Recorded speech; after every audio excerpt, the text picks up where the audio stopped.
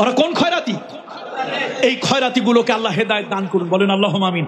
এই যুবকেরা বিয়ে করব, অবৈধ সম্পর্ক করব না, রাজি আছি। এই টাঙ্কি ফাঙ্কি মারবা না, খবরদার খবরদার। কোন রিলেশন করবা না।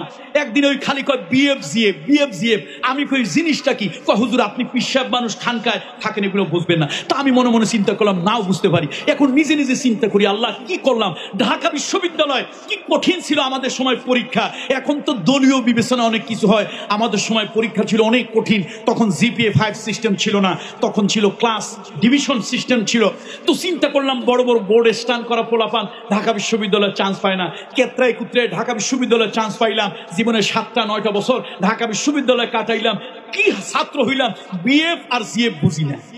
শেষে একজন কয়, হুজুর সব জিনিস কোরআন হাদিসে লেখা থাকে না, এই অর্থ। মনে মনে চিন্তা করলাম, আল্লাহ ছেলে পেলেরা তো আমার থেকে অগ্রসর। এখন তো আর যুগ আগের যুগ নাই। এখন কোন যুগ জানো? আরে কথা কেন, কোন যুগ? ডিজিটাল যুগ নাকি? না, এখন স্মার্ট যুগ। স্মার্ট যুগের পোলাপান হলো এই ডিজিটাল যুগ। স্মার্ট যুগের পোলাপান ঘুমাইতে ঘুমাইতে হয় রাত শেষ, জাগতে জাগতে হয় দিন শেষ। এই বাদাইম্যা কপাল পোড়াগুলার দুশ্চিন্তায় বাপমার জীবন শেষ। ঘুমাইতে ঘুমাইতে কি শেষ? কথা কয় না, ঘুমাইতে ঘুমাইতে।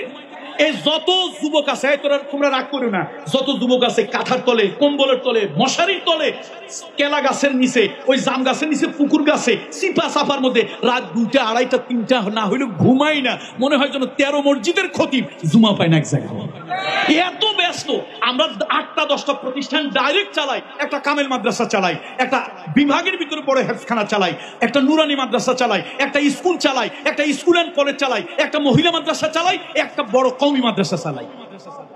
তো তারপরেও তো মাশাআল্লাহ আমরা ঘুমাই। আর আজকালকার ডিজিটাল যুগের পোলাপান কি ডিজিটাল।